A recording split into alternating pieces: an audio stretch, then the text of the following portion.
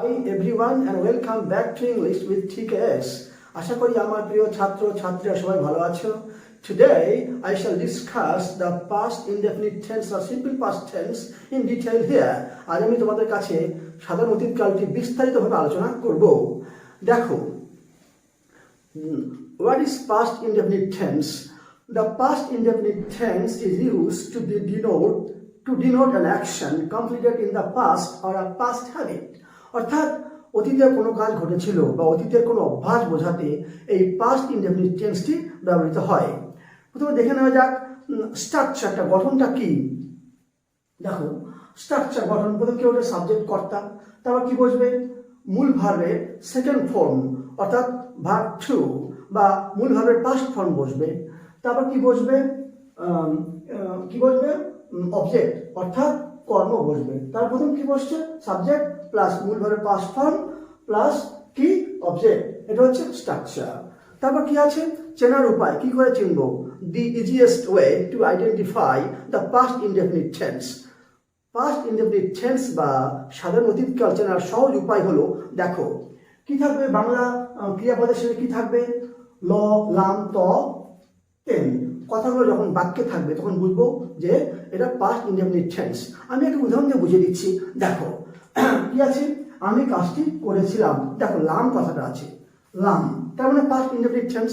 তাহলে কি বাক্যটা কি গঠন করা যায়, সাবজেক্টটা কি আই, করার ইংরেজি কি করেছিলাম মানে করা, মূল ভার্ব করা ডু, তার সেকেন্ড ফর্ম বা পাস্ট ফর্ম নেবো, সেটা হচ্ছে ডু এর পাস্ট টেন্স হচ্ছে বা সেকেন্ড ফর্ম হচ্ছে ডিড। তাহলে কি হবে আই ডিড, আমি করেছিলাম,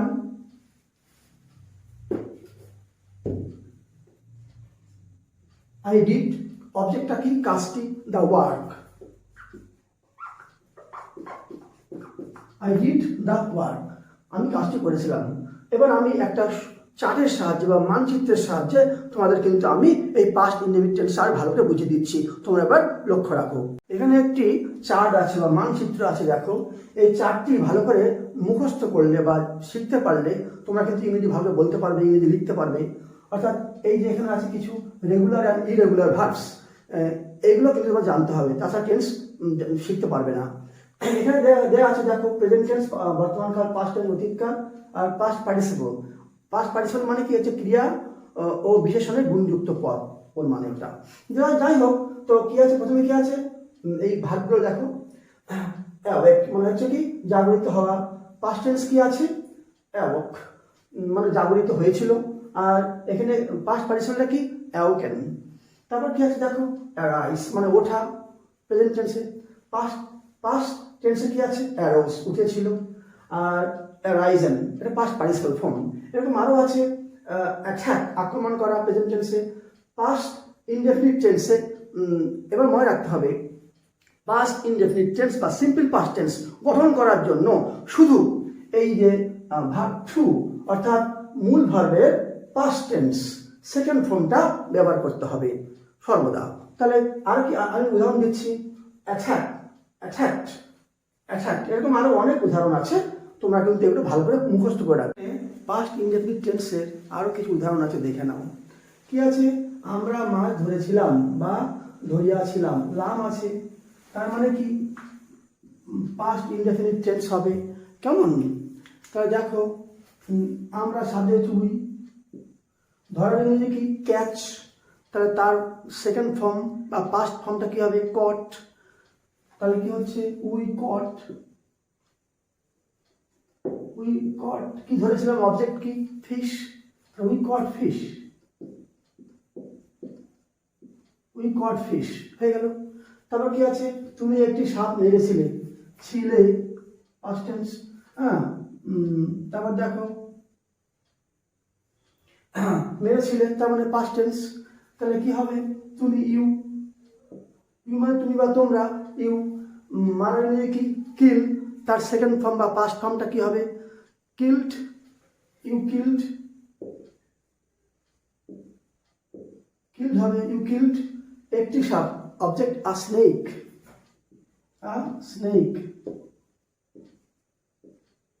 ইউ কিল্ড আ স্নেক। তারপর কি আছে সে অঙ্কটি করেছিল, ল আছে পাস্ট ইনডেফিনিট টেন্স, তাহলে কি হবে হি হি অর শি কি করেছিল, অঙ্কটি করেছিল, করেনি কি, ডু। তার সেকেন্ড ফর্ম বা পাস্ট ফর্মটা কি, did. He or she did, did.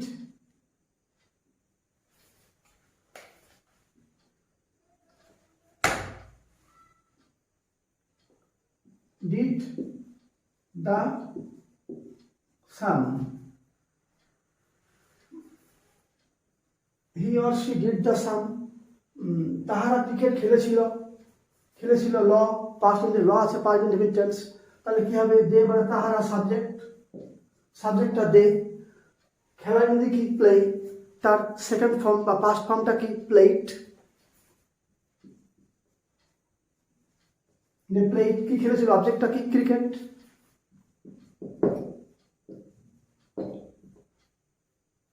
They plate cricket কি আছে, তার ছেলেবেলা লন্ডনে কেটেছিল, তাহলে কি হবে, হি স্পেন্ট, হি মানে হি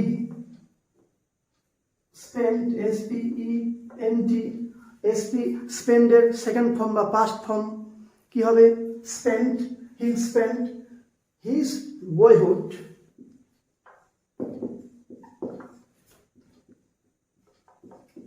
বয়হুড কোথায় কাটিয়েছিল, ইন লন্ডন।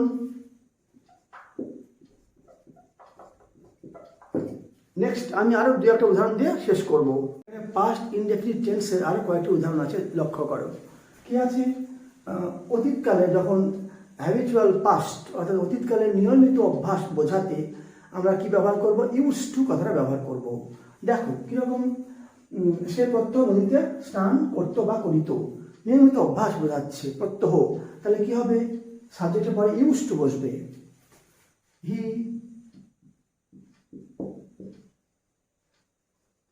ইউজ টু, স্নান করে নিয়ে কি, স্নান করে নিয়ে bathe,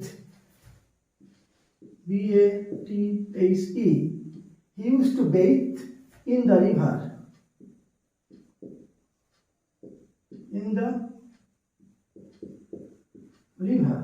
every day। He used to, দেখো এখানে ইউজের সঙ্গে ডি বসে গেছে, সেই জন্য বেইথের সঙ্গে আর ডি হলো না, এর পাস্ট টেন্স হলো না। তার কারণ এর পাস্ট ফর্ম হলো না কেন, এর পাস্ট ফর্ম হয়ে গেছে, ইউজের সঙ্গে ডি বসে গেছে, তাহলে he use to bathe in the river everyday. Next কি আছে, অপূর্ব প্রত্যহ বিকালে ক্রিকেট খেলতো বা খেলতো, নিয়মিত অভ্যাস, প্রত্যেকদিন খেলতো, অভ্যাস, তাহলে কি হবে, সাবজেক্ট পর ইউজ টু বসবে, অপূর্ব সাবজেক্ট,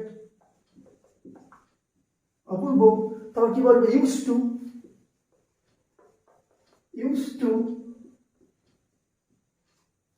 টু প্লে মানে খেলা করা, এর কিন্তু পাস্ট ফর্ম হলো না, সেকেন্ড ফর্ম হলো না, তার কারণ এখানে ইডি বসে গেছে, ডি বসে গেছে, ইউজড পাস্ট টেন্স হয়ে গেছে এখানে, তাই এখানে প্লেড হবে না, প্লে বলবে শুধু। তাহলে অপূর্ব ইউজ টু প্লে ক্রিকেট প্রত্যহ বিকালে, এভরি আফটারনুন।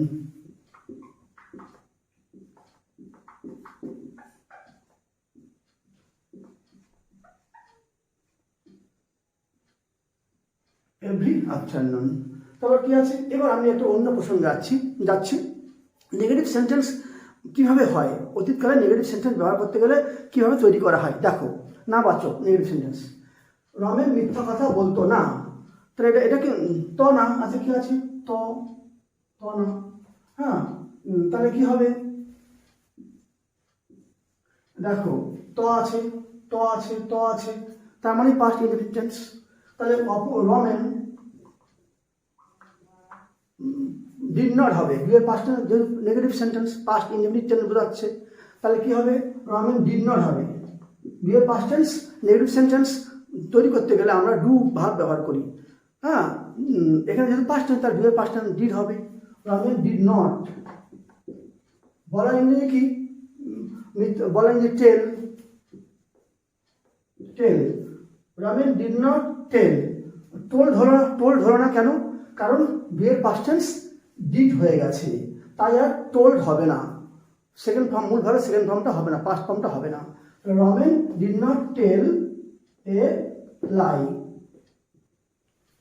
বুঝেছো তোমরা সবাই, আশা করছি। পাস্ট ইনডেফিনিট টেন্সে উইলের পাস্ট টেন্স উড ব্যবহৃত হয়। দেখে নাও এক্সাম্পলসগুলো। শ্রীদেবী খুব ভালো নাচতেন, এখন নাচেন না, পাস্ট হয়ে গেছে। তাহলে কি হবে?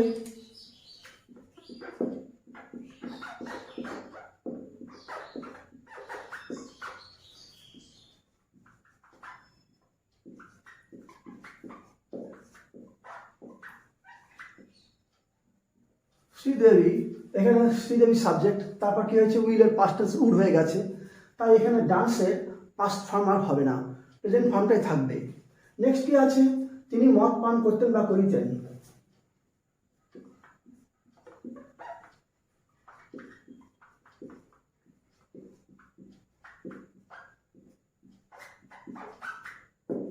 উইলের হি আর সি সাবজেক্ট, তারপর কি উড, উইলের পাস্ট উড হয়ে গেছে। আর ড্রিঙ্কের পাস্ট ফর্ম ড্র্যাঙ্ক হবে না, কারণ এখানে উড হয়েছে তাই। নেক্সট কি আছে, এখানে কিছু বাক্য আছে, যেমন কোনো অতীত অবস্থা বোঝাতে, আমি একজন ছাত্র ছিলাম, এখন নেই, ছিলাম পাস্ট টেন্স, তাহলে কি হবে, আই ওয়াজ আ স্টুডেন্ট।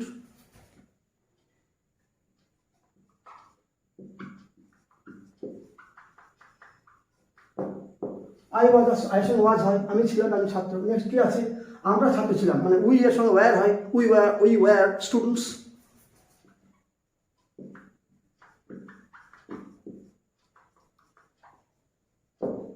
এখানে উইটা বহু বচন, তাই ওয়্যার হলো, আর লাস্টে এস হবে, স্টুডেন্টস। তারপর কি আছে, তুমি একজন ছাত্র ছিলে, মানে ইউ ওয়্যার, ইউ এর সঙ্গে ওয়্যার হয়, ইউ ওয়্যার আ স্টুডেন্ট।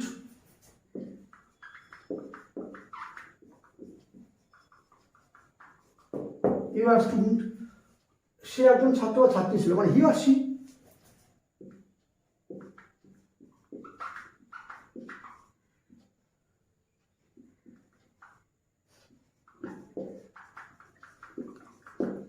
হি আর সি ওয়াজ আ স্টুডেন্ট। তারপর কি আছে, তারা খেলোয়াড় ছিল, মানে দের সঙ্গে ওয়্যার হয়, দে ওয়্যার প্লেয়ার্স।